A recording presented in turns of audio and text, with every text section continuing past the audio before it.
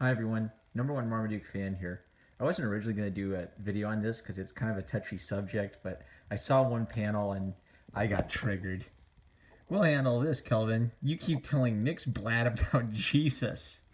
Oh. All right, so after seeing that panel, I knew I had to talk about this. So this requires a little explanation as to what the heck this is. This is like a free little bonus comic at the end of a magazine. It's Focus on the Family Clubhouse magazine. And this is something that they send out for free to people who subscribe to their radio program, Adventures in Odyssey. Now, I've talked a little about my faith on this channel. I've talked about Glenn Keane's children's books with Adam Raccoon and the Christian themes in those books. And one of the things I said at the beginning of that video is, VeggieTales. VeggieTales is kind of that show that even atheists, if you're an atheist raised in a Christian home, then they tend to look back on VeggieTales and say, yeah, that show is pretty okay. I'm nostalgic for it. I think VeggieTales is okay. It has some good strengths to it as a kid's show, but it's just okay. And then I contrast that with Glenn Keane and said Glenn Keane is an artist. He is telling real stories. He's making real art. So what Adventures in Odyssey is a very well produced radio show with just sort of slice of life adventures about kids getting into trouble and going on adventures. It informed me a lot as a child in how I thought about storytelling and character development. And it's mostly okay. Coming back to it as an adult, there are some cheesy episodes, but I think it really hit its stride in the mid '90s. In all your favorite voice actors from Disney are in it. There's a variety to it, from warm humor to adventure. Adventures in Odyssey, kind of like the Glenn Keane, Adam Raccoon books. They're Christian children's entertainment, but they're entertainment that are actually using real art and real storytelling to make something that's compelling. So I listen to that radio program myself still.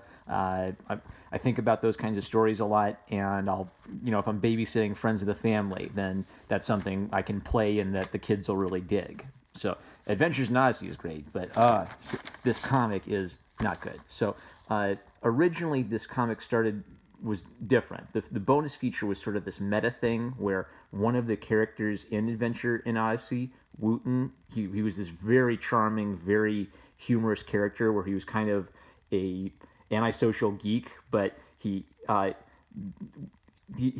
a mailman. But what no one knew about him is that he was actually a really exceptional artist who would publish a superhero comic, and his being a mailman was something he only did as a way of socializing and meeting people. And this is in like I think Adventures in Odyssey circa 2013 or so. They introduced the character of Wooten. So as a meta bit, they started publishing comics written by Wooten about his superhero characters. But apparently his superhero character was too generic, so they had to, and may have been copyrighted. It was something like Power Boy or something, which is so generic there's probably already some copyrighted superhero named Power Boy, so they had to phase that out. And this was one of the replacement comics, Degrees of Kelvin.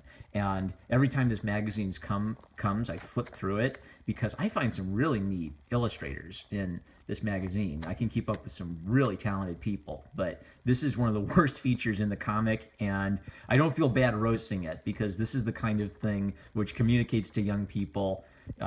Christian art for kids is condescending and terrible, and you should run away from it as fast as possible. Every time I look at something like this, I think of the history of Christianity and the arts, and I don't just imagine Rembrandt rolling over in his grave. I imagine him waking up, rolling over, grabbing his paints, and he paints in the dark a Pepe the Frog that not even Rembrandt can see because he's in the dark, and then he creates the most masterful Pepe the Frog painting that's ever existed, and then he burns it so that no human eyes on planet Earth will ever see Rembrandt's Pepe the Frog, and as he's burning it, he screams, screw Degrees of Kelvin, and then Rembrandt expires again. So, I hate this comic. Everyone is pretty much, this diverse Burger King Kids Club cast of characters out in space, and they're talking to this alien, and their parents are totally bogus, man, and they get scared by the alien and run off to call Earth and start an international incident, and everything is banking on them having a conversation with this alien about Jesus to stop an international war between the aliens. So, cute, super smart girl builds a machine to translate because her parents are super smart and built a machine to translate. So she sort of built a machine to translate, but it messes up a little bit. And then the alien speaks some gobbledygook into it, and then it starts working, but mangles his words a bit. Then the silly Billy dad comes in after calling Earth to call an airstrike on all these scary aliens, and they find out that he's nice. And then Kelvin says, welcome, Nixblatt. My name is Kelvin. Do you know about Jesus? And now this is completely backwards, because originally they gave the alien the machine to translate the alien's words into English, and now Kelvin is translating his stuff into Nixblatt's language. So it took me a while to figure out that was what was supposed to be happening. It's like there's a consistency issue where are you using it to translate into English or are you using it to translate into alien? Igsnar Ulu Jesus. And then the girl roasts him with a fair question. That's your first question? Not where are you from or do you come in peace? Jesus is the most important.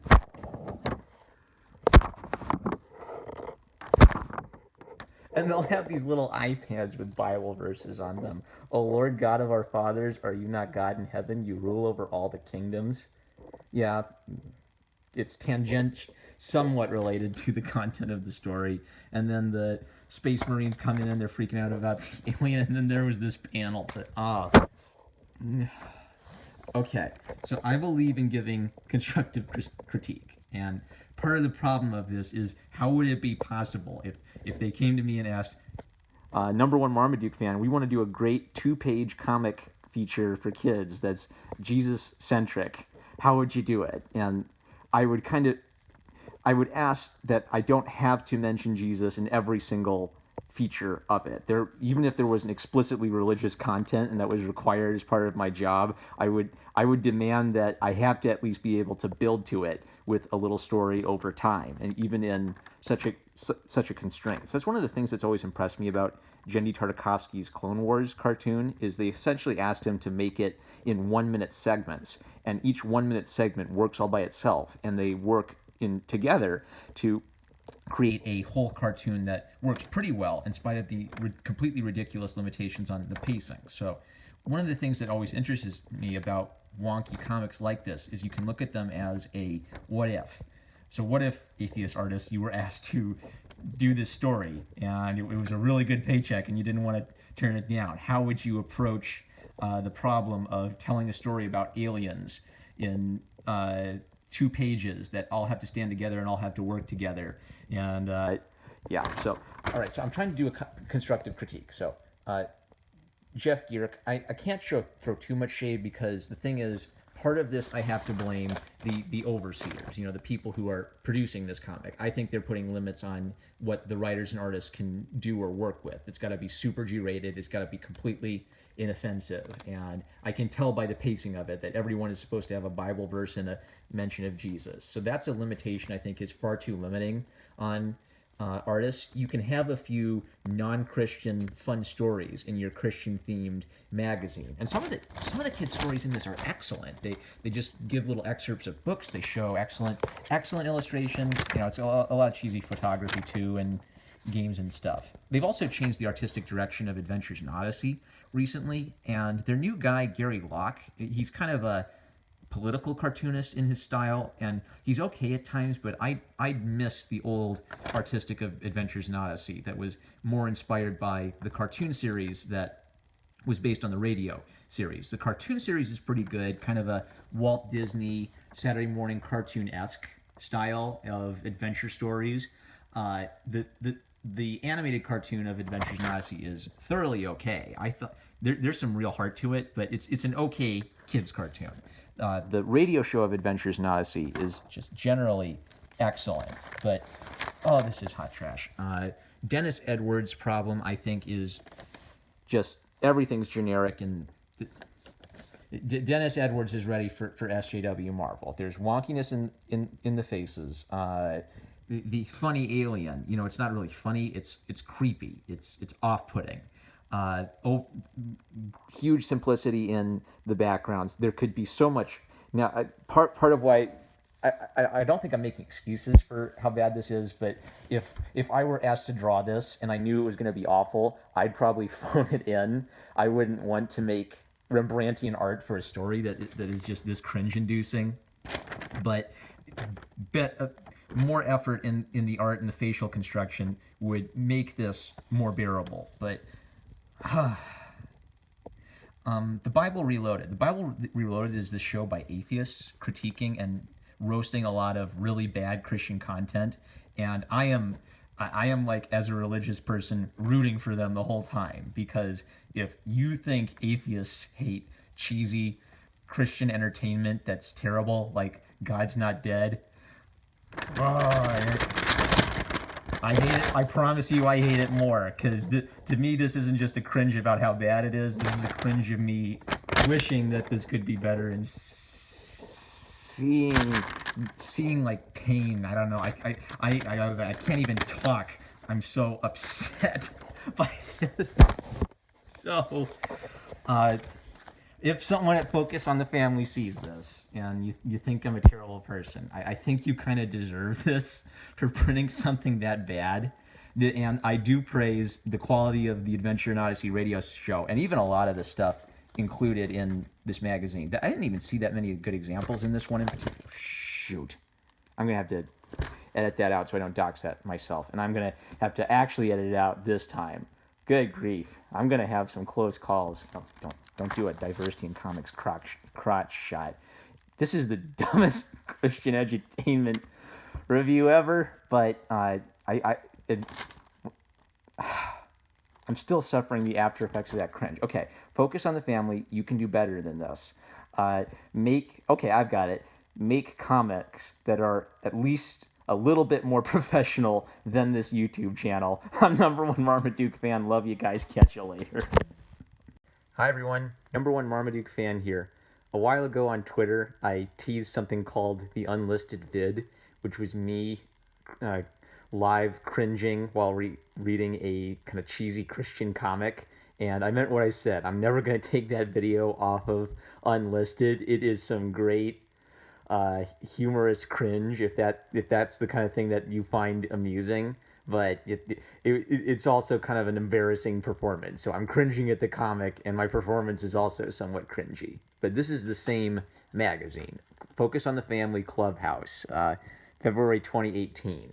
And this is a magazine I get for free by signing up to listen to the Adventures in Odyssey radio show online, which I think is even better than VeggieTales, where VeggieTales has this reputation for being the Christian children's show that adults like and even atheists can kind of fondly remember for its quality. And I figured VeggieTales is okay, but Adventures in Odyssey is a really decent program with, good characters. The characters grow and change over time. They root their comedy in the voice actors, very capable delivery. All your iconic voice actors from childhood in Disney have cameoed on Adventures in Odyssey at some point. They put a lot of effort into that radio program, and it shows.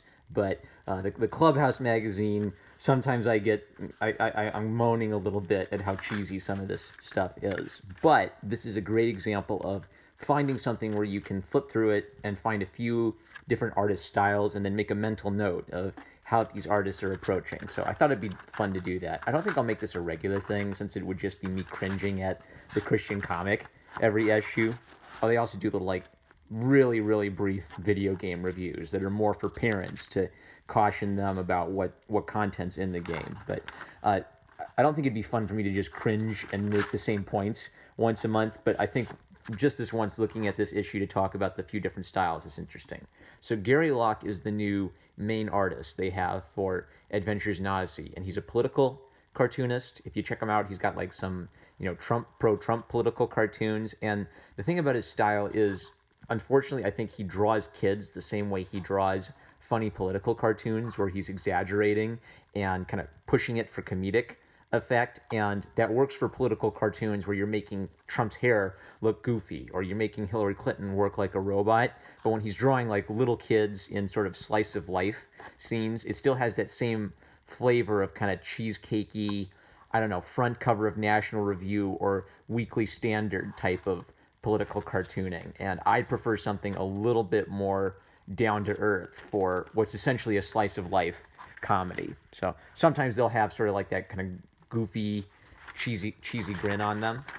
So I'm not the, like, I'm saying Gary Locke's okay, and he's good as a political cartoonist, but I don't think his style blends well for that subject matter. Dennis Jones is a fabulous cartoonist, and this guy has been. There's a good chance if you grew up in sort of Bible Belt country, there's a good chance you were given like children's books with Gary Locke illustrations on them. He has a very unique cartoony animal style of drawing where he cartoons it, but he adds a little bit of realistic painting on top of it that and actually makes the blend work, I think. So, what have you seen him done? Probably he did the very famous NIV Children's Bible from the '90s that almost everyone had. They adapted that into like Windows 95 PC games. He's done a bunch of children's book with Arch Press, the major Lutheran Christian children's book press, and he always makes his characters come across as having like big over the top happy emotions, big over the top sad emotions. He's a great children's book illustrator, and I've never seen anyone illustrate quite like he does. I really dig these frogs. Keck, guys. Keck Wilson. Oh, not appropriate joke for a Focus on the Family mag. Okay, so when I first read this, I thought this was Gary Locke again, but no, it's Gary Lacoste. And I actually like this style a lot better. This is sort of a generic Cartoon Network-y, not recent Cartoon Network. Recent Cartoon Network, all the characters have kind of blended almost into sort of this single Adventure Time-y style. Adventure Time has influenced all the cartoons which has come out recently. Old Cartoon Network style, I'd call that basic simple shapes and simple ideas. So, the cat's got a, what do you call that, where it's short on the top and long on the, it's a trapezoid. It's a trapezoid with a curve added to it to evoke whiskers. The giraffe, rectangle, kind of a cone in a cone shape for a triangle, half circles for ears. Everything is being reduced into simple shapes and ideas. And I'm sure that maybe something like Adobe Illustrator is being used for this, but there's still some life because whether it's digital or traditional, I'm sure there's some underdrawing being done to figure out the forms. Because look at this. This guy, he's got a long, exaggerated neck, but he's curving back. And these two girls who don't like how gross he is, they're kind of leaning forward and hunching their shoulders and looking askance at him. So there's a tendency, I think, in some Illustrator drawings to come off as stiff and just too perfect. They're too clean. They're too nice.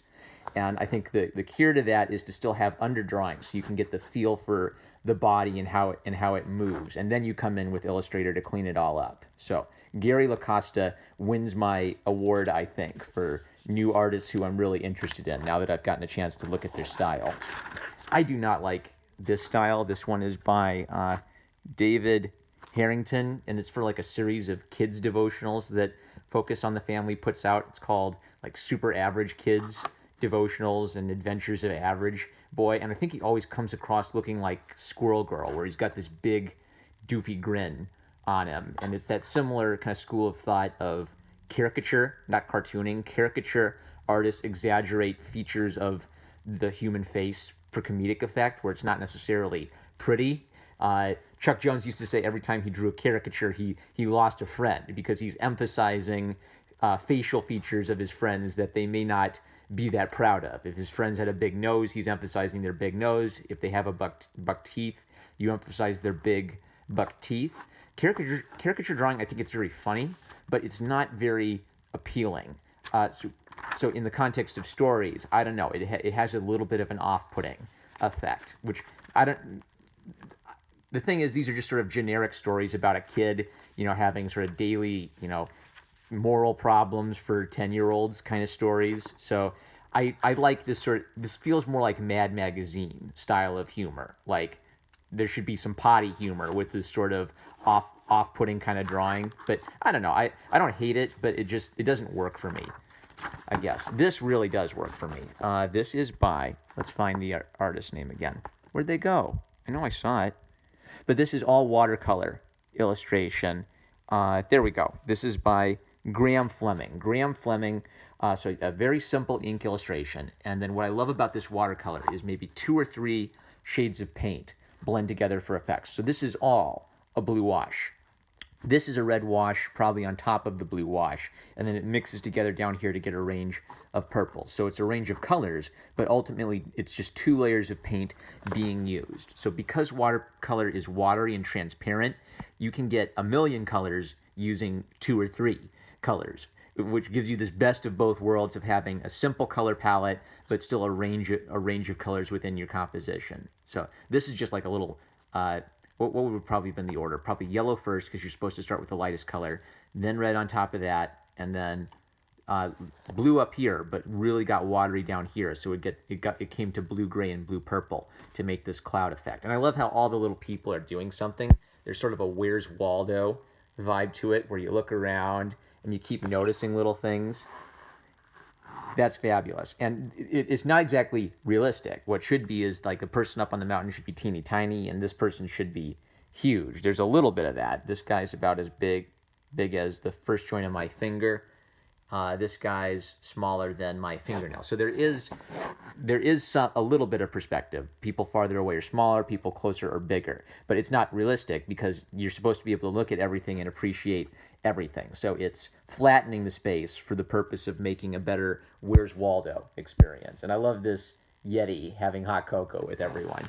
So definitely Graham Fleming. Yep, maximum respect for using tools simply. Then I've already looked at those artists, already looked at them. A lot of cheesy photos and iStock photography, more Gary Locke. Here we go. All right, so this is what inspired me to start doing cringe videos, and it gets worse. I've skipped around and missed a few of these, but let's just read it, guys. Here we go. So poor Kelvin, he's been trying to tell Nixblatt and this alien race about Jesus, and now he's on trial for it. And he's being accused. He's in front of Judge, and Chief has accused Kelvin of trying to steal from them and perform a faith healing, I guess. So, hey, look at this, Marvel Comics. Without wasting 2 pages on a title page, Degrees of Kelvin, the Focus on the Family comic, has communicated to me a recap in dialogue in a couple panels. I already said this in the Forever Unlisted video, but I hate this design for the aliens. It's completely Uncanny Valley.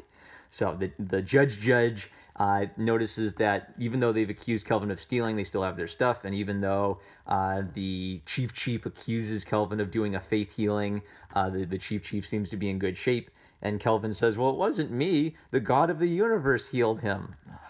I don't like having, for Christian writers, I don't like having miracles put into fictional stories, because it's almost literally a deus ex machina. If you want to tell a story about God, it feels cheap to me to just have God miraculously heal someone and then everybody believes in the middle of your fictional story.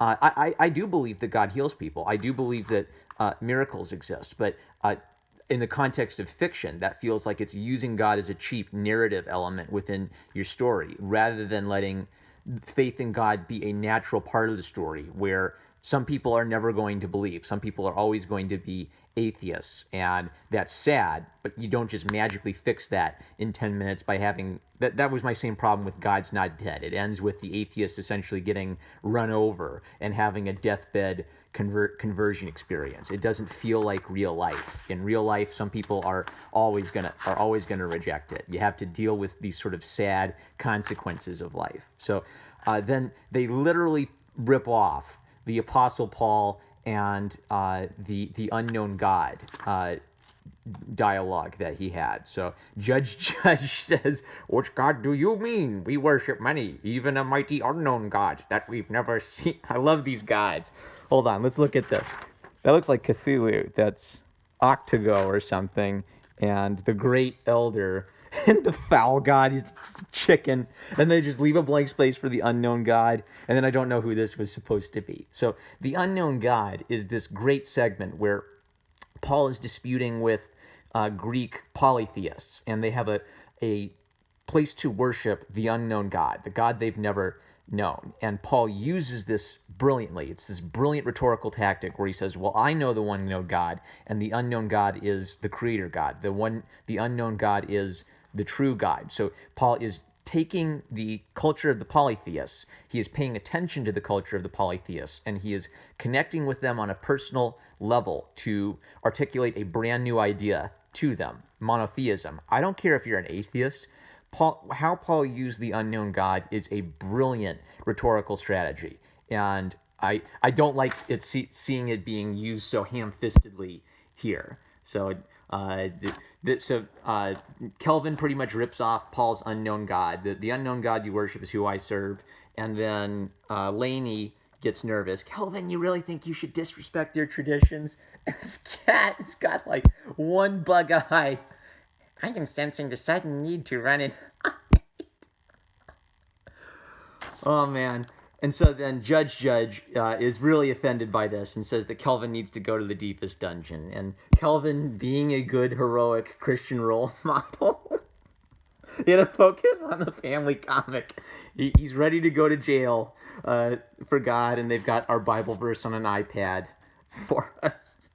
And then Laney says, wait, I don't believe like him. I want a deal. Kelvin, Laney, what are you doing?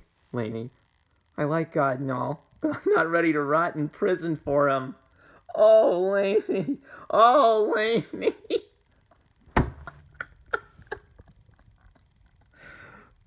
Fluffnark, what have I done? Look at this. Oh, God. I forgot how bad this color was. Oh, man. Please. So, yeah. Clubhouse Magazine. I don't know if you can get this. I don't know. I feel like that cringe was enough. That maybe not as good as Splato Del Gato for me, but I don't know. This is almost Splato Del Gato level cringe, guys, but still better than SJW Marvel, because at the very least, this wasn't a fantasy about watching Kelvin punch some atheist aliens. Am I right? At the very least, at the very least, Focus on the Family Comics gets that you don't fantasize about punching people you don't like. So good on you, Focus on the Family. You are slightly less cringy than Spider-Gwen number 23 and The Amazing Squirrel Girl. And by the way, I gotta cover up my name. They are doing a bit where you can send in stories and art to them for an issue that's going to be entirely kids art. So sorry, my fellow adult comics fans, this one's not for you. But if you know any youngsters, I mean, some of these stories you might actually. I do not know if you have to be a subscriber to the magazine to submit. They just give out the address. But boy, if you think you can tell a better Degrees of Kelvin, let's pray for Nixblatt's story.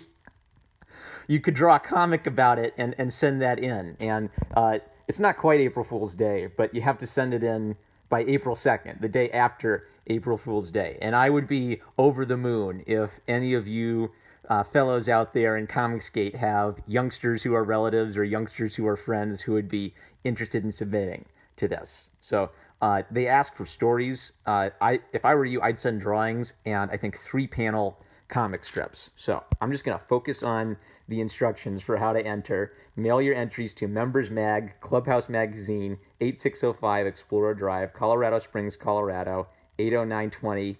And there's their Canadian address. So if you convince any youngsters to enter some art into this, let me know, because I'm going to be looking for that issue, because the issue where the kids draw stuff is my favorite issue every year, and I can't wait to get it. I love you guys. I'm #1 Marmaduke fan. I am never going to list the unlisted vid. So if you really want to join Club Unlisted, hit me up at Twitter at @N01 Marmaduke fan, and I'll catch you later. Hi everyone, #1 Marmaduke fan here.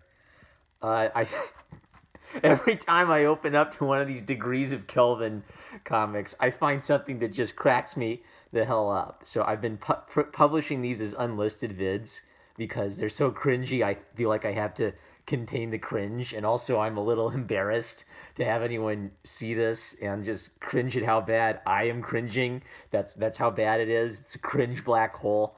I have published one of these videos and mentioned that I do the Unlisted Vid series because that was the origin of Fluffnark, the bug-eyed cartoon Christian cat. So for all of you who are watching this, congratulations. You are part of Club Unlisted, the elite group of Twitter friends who are so woke and so dank that you are willing to click the link and watch the videos that I will never, ever list on this channel. Our boy Kelvin has been captured, and I have no clue what the order of these is, by the way. Maybe eventually I'll be able to dig up this whole book just to enjoy the experience beginning to end, but we're hopping back and forth in time here. But this is when Kelvin has been made prisoner by the hideous aliens, and he says, I've got to settle on voices for these characters. So for Kelvin, I think I might do kind of like Zach's Kwanzaa voice. The twinkling lights remind me of Christmas back home. Pretty sure that's a meteor shower, Kelvin. Silence, prisoners. The ship is taking damage. Crash. We'll need a miracle to land safely. I can't believe we survived. That was fast. I never doubted that God would keep us safe, Laney. Good for you, Kelvin. Oh, hell, the gods who fell from the sky. What? No, we're not gods. Let me tell you about the real God. Kelvin's committed. You go, Kelvin. Evangelize that alien. There's no time. He could die in any second. I could use some catnip. Our boy Fluffnark's back. Okay, so what do you think? Because Focus on the Family's Christian comics are miles above the quality of SJW Squirrel Girl comics. Guess what happens on the first page? Some action. Gummy wormus slurp. Kelvin, no. And look, the dog immediately springs into action because he's a good boy. That child is no god. He must be a terrible criminal. Our gods have punished him with crash and now certain death.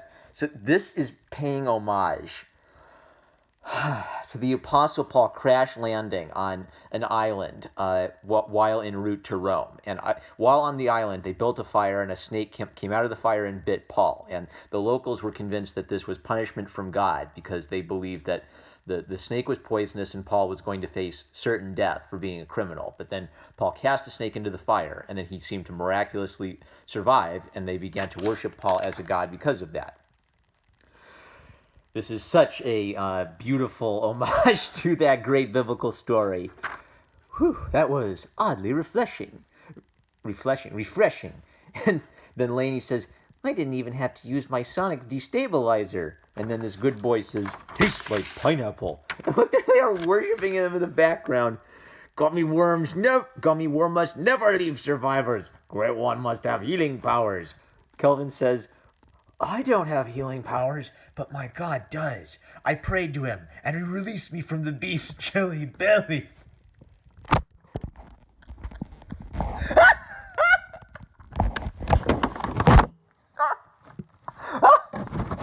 Read that again.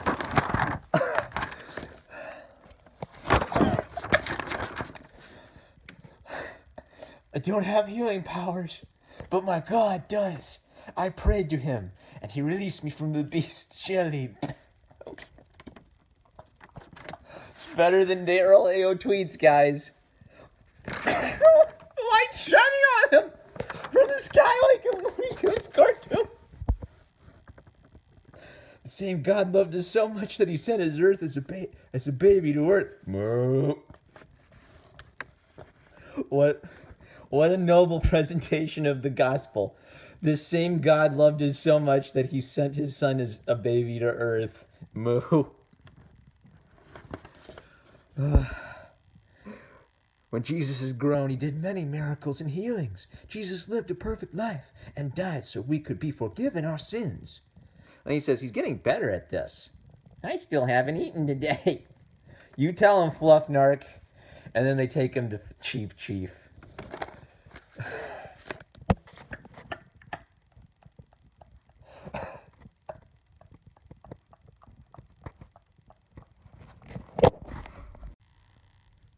Hi everyone, number one Marmaduke fan here. Something I've been going back and forth on for probably at least a month is my embarrassment over the quality of iPhone videos, but also enjoying doing iPhone videos. So I think I've got a theory in mind. I've slowly been preparing to do more professional digital podcast videos by getting a bunch of digital comics, by sort of practicing the podcast format, and I think that'll be a good direction to move. And I had fun doing the unlisted vid, and I have a feeling this is going to be cringy too. And I don't want to beat people to death with a bunch of these, so I think I'll do more unlisted vids and just share those for people who are interested in some cringy humor, and then not bring down the total professionalism of the overall channel. So we're looking at Clubhouse Magazine, July 2017. There are a few artists I could throw shade on, but I want to tighten this up. I'm just going to throw some respect on Chad Fry for his cartoon style. It's very reminiscent of a lot of cartoon styles I've seen, sort of just generic Saturday morning cartoon, but very simple shapes, very clear ideas, fun ideas. I like this girl with the Santa Claus beard on posing with a duck. So respect on Chad Fry. There were some artists who I could throw shade on, but I don't want to do that. We're just going to get to our favorite bit, which is the Degrees of Kelvin comic. And I'm hopping back and forth time. So if you're a continuity buff on Degrees of Kelvin, sorry, we're not going in any particular order here. We're just having some fun. So this is shortly after Kelvin has shared the good news of Jesus with Nixblatt. Hashtag pray for Nixblatt. And an alien ship shows up, and I kid you not, if you're playing video games or something, listen to this dialogue. Poko sindak rinuki kasfusol makfod ax kraksnik ep sekud ok badfad yiwil. And then it translates it. Attention, mutant aliens. I am Macfod of Cracksneck. Be releasing of Prince Crown, or we send bubble ouchies.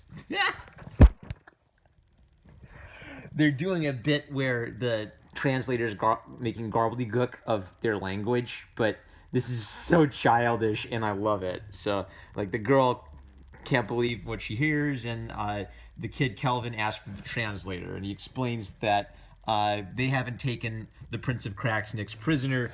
Oh, look at this uncanny valley smile. That is some SJW Marvel Squirrel Girl stuff right there. But ready, he's ready to tell people about Jesus and then lock them in his refrigerator and eat them. We are people of Earth. Many of us believe in a God of peace. We wish to tell everyone we meet, even new friends, about how to go to heaven. And then MacFod says, Cookbat nog slow cracks nix plastok, not plastok link. Already having God or cracks nix, not needing new God. Whoa, this guy is a isolationist. So he sends out the bubble weapons, and they repeat the bubble ouchies joke, because it's random and childish, right? So it must be funny. And then the aliens beam up Nixblatt, the Prince of Cracksnicks, and he says, hot friend Kevin, thanks to be giving for Jesus. Nixblatt, wait! And then the ships show up, and this is like Star Trek level creepy, where Star Trek doesn't seem to have a religion, and it's sort of some sort of creepy utopian future. This they just have is it the Itzkish? What is it called? It's the fish symbol is on the side of all the space age ships. So I guess that Christians won the culture war, and we got a nice theocracy in the 21st century, guys. So boom, the humans show up, and Dad says, "Oh yeah, I called in the Navy," and it leaves us off in this cliffhanger where there's going to be a face-off between the Earth ships and the alien ships. So nothing is good as Fluffnark. I mispronounced it Fluffmark in my earlier vid on it, and I just couldn't believe it. Where's Fluffmark? Is that Fluffmark? That's not Fluffmark. Is that a dog? I can't even tell what that is. There's a dog, but I don't see Fluffnark anywhere. Oh well. So not as much good cringe in this one, so I'm just going to make this an unlisted vid. Is that the only announcement I had? I'm going to do more podcasts. If I do something really goofy, I might just unlist it just to contain the cancer to a few people who just can't get enough of the cringe and me being unprofessional. I'm number one Marmaduke fan. Love you guys. Some great podcasts coming up soon, and I'll catch you later. Hi, everyone. Number one Marmaduke fan here with what I think will be the last of the unlisted vids. A while ago, I did a poll asking if I should list the unlisted vids, and about 95% of you said I should. So I think I'm going to be a disgusting liar and list the vids, even though I said I would never, ever list the unlisted vids. But I found a loophole, and that loophole is going to be I'm going to compile all these unlisted vids into a compilation. So see, guys, technically, I'll never list the unlisted vids. So if you're watching this, you're either part of Club Unlisted or you're watching the compilation that I've published. So I am so excited.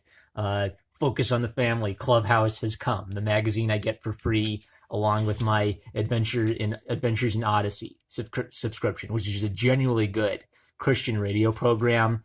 But the comic that feature they do for this is absolutely cringy, and the reason I've unlisted these vids is it's so embarrassing. I feel bad reading it, and I feel bad about my performances. I cringe so much. So I have not read this. I'm just going to open it up, and we're going to get my live reaction to reading an episode of Degrees of Kelvin for the first time. So I will not be faking the cringe. Here we go.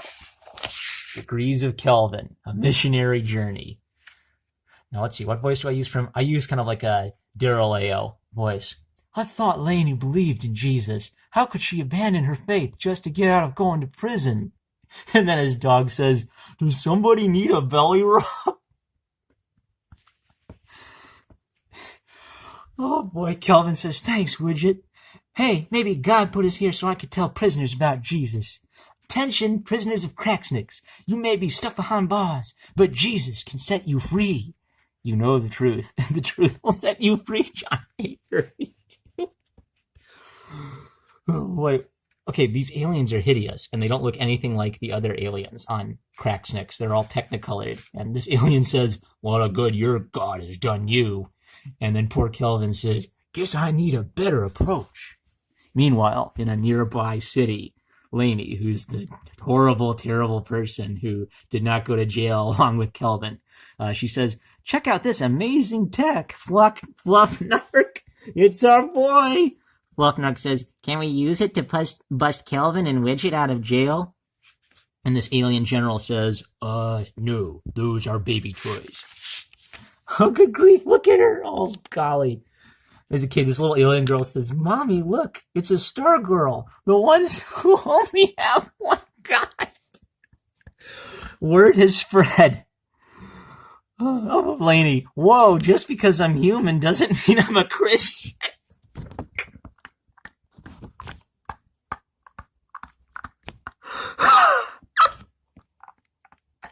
Whoa, just because I'm human doesn't mean I'm a Christian. Oh boy. Okay, I'm gonna skip this panel so I don't get a copyright strike. But the aliens ask her to tell them about the one God, and she says, well, I don't really know. I think you have to pray to Jesus or something. I'm not the one you should be. And then what the alien says, that's enough, Lainey. We can't risk another riot. Back in the dungeon. Rejoice in the Lord always. Again, I say rejoice. And Widget says, oh, your singing hurts my giant floppy ears. I feel your pain. Good boy. Oh, good grief. Look at how these are drawn. I guess they're supposed to be ugly because they're aliens, but look, they're vaguely humanoid. Oh, and they're just distorted. Oh, man. So one is Technicolor and one's just dark blue and bald. What's that racket? The Starboy sounds happy. He's still singing it. Oh, it's too much fun to sing this in Daryl Ao's voice. Rejoice it, rejoice, rejoice. And again, I say rejoice. He's so woke. I wonder if it has to do with that Jesus he talks about. Rumble. Kelvin says, earthquake. What is Earth? What? Oh, okay, because he says earthquake, and he says, what it... It's a life or death situation. He's asking him to define terms. Kelvin says, "Good point. Planet quake. Take cover." The alien translator can't translate the word Earth. No. What did I just read? So, for those of you not in the know, this is continuing the theme of directly adapting stories based on the Apostle Paul into a weird alien subtext. It's not subtle at all. This is I can already tell this is going to be the story of the Apostle Paul. The earthquake freed the prisoners, and the jailer was about to kill himself, but Paul and Barnabas stayed behind, and then they're combining stories. I think one is Paul and Barnabas sang in prison, and then the other is that when the jailer was about to kill himself, Paul told him to stay his hand because we're still here, and then they use that as an opportunity to tell the jailer and his family about Christ. So, oh boy. I'm not going to name the artist. You can probably see him if you go look, but I don't want to throw shade at him. But, he's either got to up his game or focus on the family. One of the things that's annoyed me about this, I talked about this in another take that I think I deleted or lost, but one of the things I hate about this is that the Adventures in Odyssey story actually have quality to them. And the whole premise of these comics is that they're created by a character in Adventures in Odyssey called Wooten. And I love the character of Wooten, and he's kind of a metaphor for artistic excellence. At first you think he's just sort of a funny, socially awkward character, but then it turns out that Wooten is this artist who creates superhero comics. And it's stated that in universe that his comics are very popular based on their quality. So in the context of Adventures in Odyssey, Wooten is a wonderful character, and he's a metaphor of creating beautiful art in the format of superhero stories. So he's the kind of guy who I like a lot. I really dislike low quality comics like this being produced, even if it's just like, a little bonus feature for kids, whatever. You can tell good Christian stories. It is possible. If it's possible for the Magic School Bus to combine kind of edutainment with an enjoyable action story, it is possible for you to combine Christian themes into the context of a genuinely good story that recommends itself to more than just, kind of G-rated Christian families where you can't do anything offensive. I know that Focus on the Family can produce better work than this, but they're just choosing not to for this comic. So I'm triggered. I'm going to keep roasting the heck out of this. And that was my live reaction to the latest edition of Degrees of Kelvin, A Missionary Journey. Woo, woo, woo. Hi, everyone. So, last night I was thinking about the Three Musketeers for some reason, and I had no way to connect it to Marvel Comics and what I'm trying to think about art and storytelling. What I said was I think the general connection is it has to do with ideas about romance and heroism and how superheroes are effectively romantic characters. And I slept on it, and I think I hit it. I think I hit it. The reason I was thinking about the Three Musketeers so much, and even went so far as to say this might be too loud. Yeah. All right, I think this was a dumb idea.